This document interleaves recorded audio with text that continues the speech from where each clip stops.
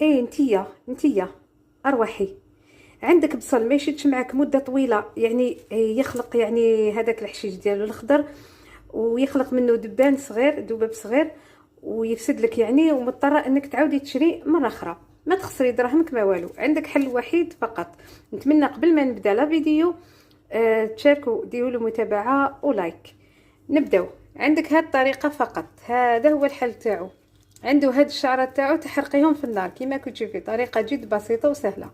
ديريها نتيا، ما تعطيش يعني الصغارات يديروهم مخافه يعني يحرقوا صوابعتهم ولا يدهم.